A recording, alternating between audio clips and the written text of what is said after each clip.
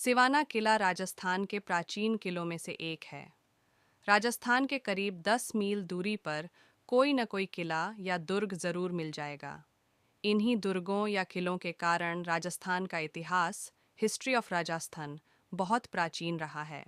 इन्हीं में से एक सिवाना दुर्ग का इतिहास, हिस्ट्री ऑफ सिवाना फोर्ट, बहुत प्राचीन है। यह दुर्ग भी एक पहाड़ी पर है।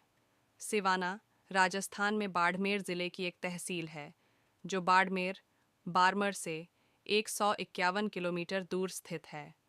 यह स्थान अपने किले के लिए जाना जाता है, जिसे स्थानीय रूप से गढ़ सिवाना के रूप में जाना जाता है। यह किला जोधपुर से लगभग 60 मील दक्षिण में पर्वत शिखरों के मध्य स्थित है। इतिहास के अनुसार इस प्राचीन दुर्ग का निर्माण वीर नारायण पंवार ने 10वीं शताब्दी ईस्वी में करवाया था। पंवार बहुत शक्तिशाली थे। वह प्रतापी पंवार शासक राजा भोज का पुत्र था। उस समय पंवार बहुत शक्तिशाली थे।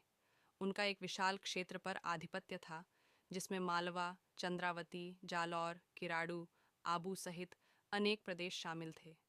बाद में सिवाना जालौर के सोनगरा चौहानों के अधिकार में आ गया। ये सोनगरे बहुत वीर और प्रतापी हुए तथा इन्होंने ऐबक और इल्तुतमिश जैसे शक्तिशाली मुगल वंशीय सुल्तानों का सफलतापूर्वक प्रतिरोध किया।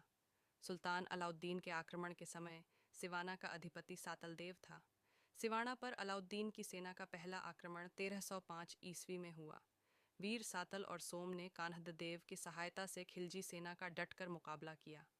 राजपूतों की इस प्रारंभिक सफलता और अपनी पराजय से क्षुब्ध होकर अलाउद्दीन खिलजी ने 1310 ईस्वी में के लगभग स्वयं एक विशाल सेना लेकर सिवाना पर चढ़ाई की और दुर्ग को जा घेरा।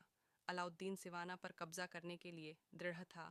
सातल देव ने बड्ढी वीरता के साथ उसका मुकाबला किया तथा शत्रु सेना के हौसले पस्त कर दिए। लेकिन इस बार अलाउद्दीन सिवाना पर अधिकार करने के लिए दृढ़ था, अतः उसने हर संभव उपाय का आश्रय लिया। उसने एक विशाल और ऊंची पाशीप चबूतरा बनवाया, जिसके द्वारा खिलजी सेना दुर्ग तक पहुंचने में सफल हो गई। अलाउद्दीन ने वहां के प्रमुख पेयजल स्रोत भांडेलाव तालाब को गोमांस से दूषित करवा दिया।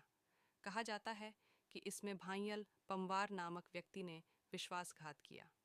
अब दुर्ग की रक्षा का कोई उपाय न देख वीर सातल सोम सहित अन्य क्षत्रिय योद्धा केसरिया वस्त्र धारण कर शत्रु सेना पर टूट पड़े तथा वीर गति को प्राप्त हुए।